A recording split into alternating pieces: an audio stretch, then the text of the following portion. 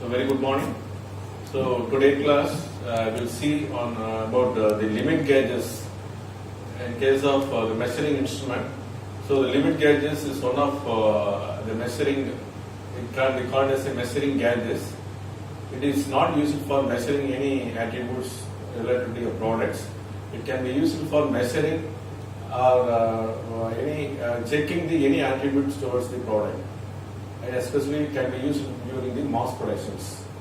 So today class we'll see about what is limit gauges, what is the need of limit gauges, how can you design these limit gauges, and the Taylor's principle used in the limit gauges, and the tolerance concept.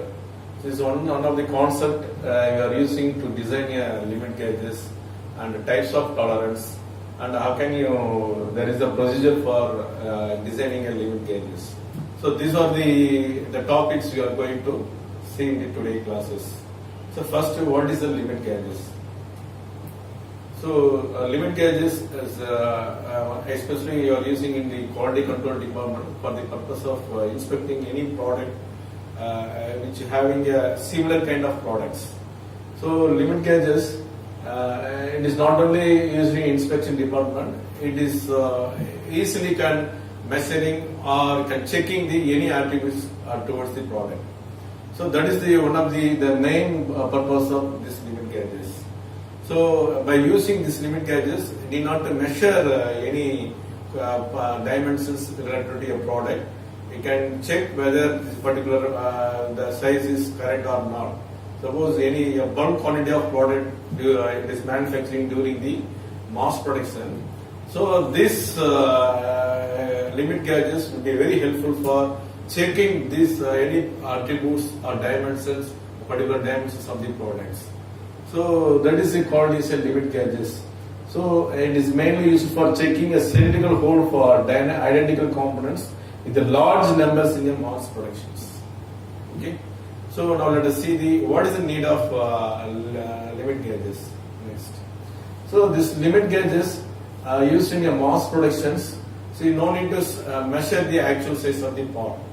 So when you need not to measure the actual size of the part, when you are checking the particular attributes of the particular component, so that the time consuming of when you are going for any linear measuring instrument or angular measuring instruments, so you have to check, and after that you are taking a reading and making a calculations and come to your conclusions, or some of the direct measuring instrument directly it gives you measurements of the particular product. But this kind of limit gauges, where immediately you can check the product attribute in such a way that whether it is manufactured within the prescribed limit or not. So that is the way of these limit gauges will be helpful for using in a quality control department, especially in the inspection department. So that is why you are using these limit gauges in industries. Next.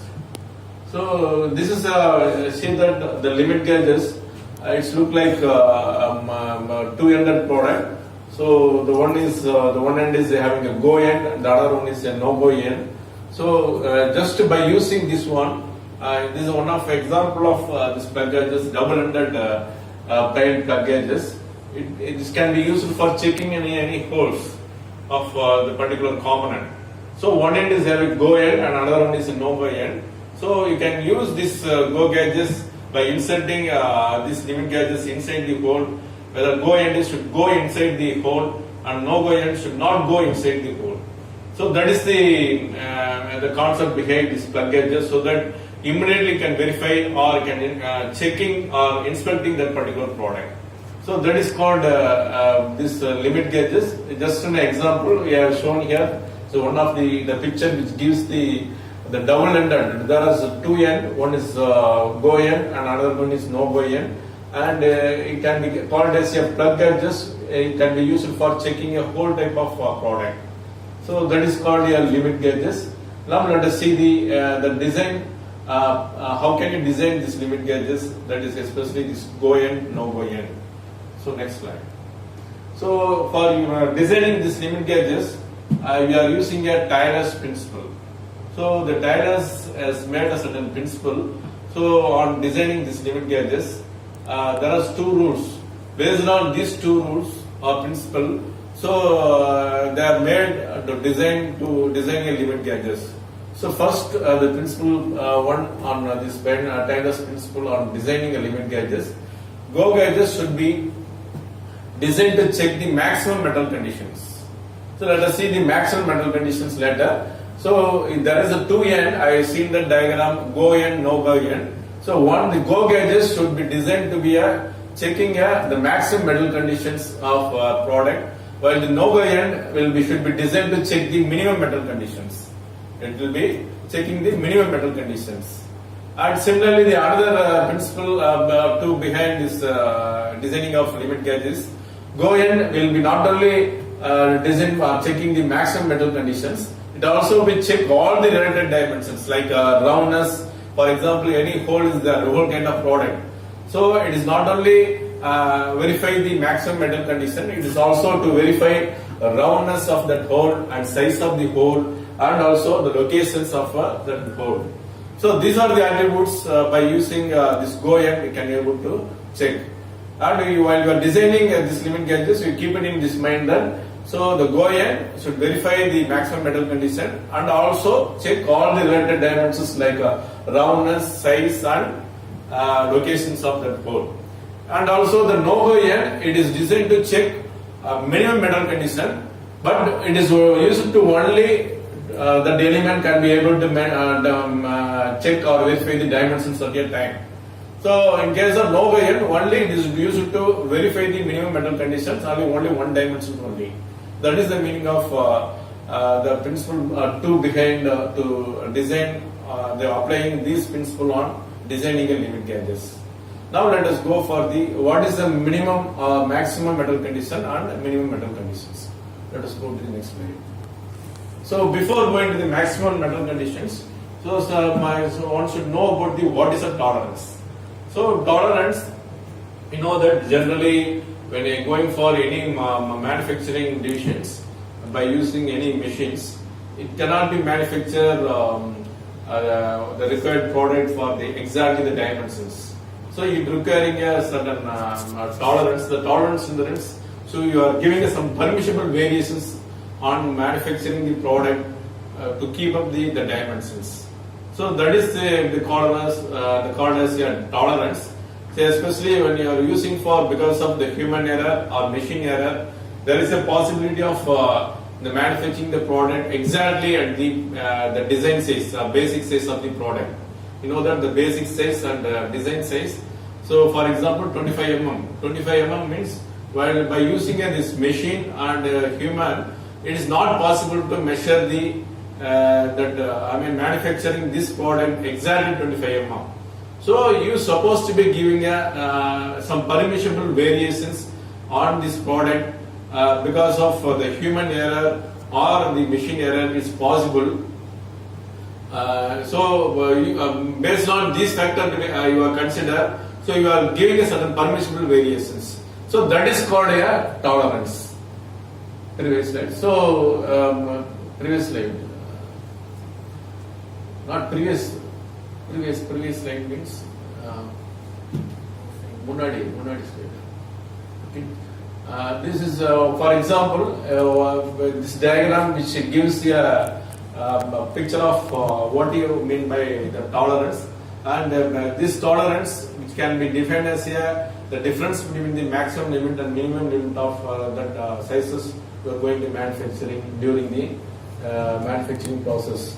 So for example, this diagram which indicates a shaft and this one indicates the pictorial view of the hole. So you are manufacturing the shaft type of the product. So because of this factor, mainly the machine error, human error or other environmental error, whatever it may be, it causes we cannot manufacture exactly the basic size. For example, basic size is 25 mm or the design size is 25 mm. It's not impossible to manufacture exactly the same size. So you are giving a certain permissible variations. When, for example, this diagram which gives the representation of the shaft. So here there are the basic size. For example, this from this limit to this limit will be basic size. So the shaft size, suppose you are giving because of this error, you are manufacturing the shaft and you are giving a size is less than this basic size. For example, this diagram is shown is like that. So from here to this basic size to this size. So this is called the lower deviations from here to here, and similarly from this size to this line to this line, which is called as upper deviations. So this is actually basic size to be manufacturing. You are need to manufacturing for the required size. But actually, what will happen because of this human error or certain other machine error? What will happen? You are allowing certain variations, permissible variations to manufacturing that shaft. So what happened? You are giving a certain deviations from the basic size or permissible variations. So that is called from the basic size. You are allowing the upper size, upper deviation this one and lower deviation this one.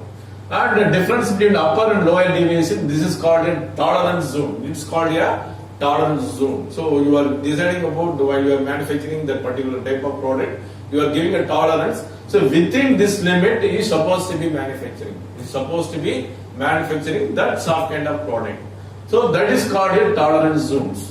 So the international actually in the international tolerance zone, so you are allowing from the basic size to that you are having an upper deviation. So within this limit, so you supposed to be manufacturing or you are machining that product so that you are accepting the product.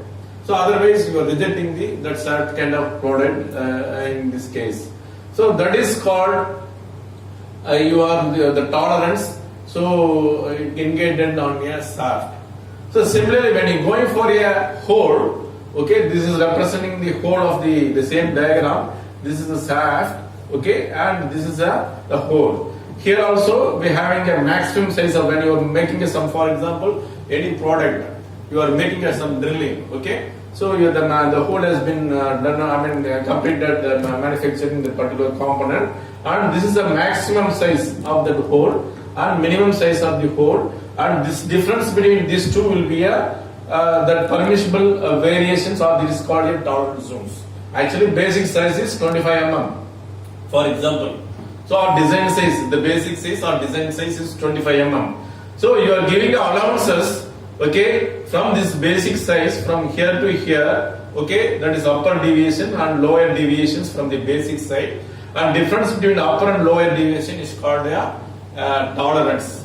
So the permissible variations, so you are allowing in case of the hole, so the difference between the upper and lower deviation is giving a tolerance. So this is called a tolerance. When you are going for manufacturing, this is called a tolerance. The difference between that means tolerance means just you are giving some permissible variations on the product you are going to manufacturing, whether it may be a whole type of product or soft type of product. So that is called a tolerance. So here you know that this upper deviation, it is deviated from the basic size from here to here, this upper deviations, and lower deviations, so there is a lower deviation from the basic size, and similarly for the whole type of products. So this is called a tolerance. Okay, now let us go for how you are applying this tolerance. Before going to the applying this tolerance, okay, and the maximum metal conditions. So let us see what are the different types of tolerance. Next. So when going for the tolerance, as per the design procedure, the go gauges should be designed for the maximum metal conditions. Similarly, no go end will be designed for the minimum metal conditions. Now let us go for the what is the minimum metal conditions. In case of minimum metal condition, it refers to the condition of the hole or shaft when the minimum material is left on such a way low limit of the shaft, or it can be taken as a higher limit of the hole. So remember, it's minimum metal conditions. It refers to the condition of hole or shaft. So when minimum material is left after manufacturing the product, whether it may be a shaft type of product or whole set of the whole shape of the product. So the minimum material is left after manufacturing the product. So that is called a minimum metal conditions. Okay, so you are designing a go gauges. When you are going for no go gauges, you are referred to this minimum. It can be suitable to the minimum metal conditions. The maximum metal condition is referred to the condition of a hole or shaft when maximum material is left. So that is the higher limit of the shaft or lower limit of the hole. So when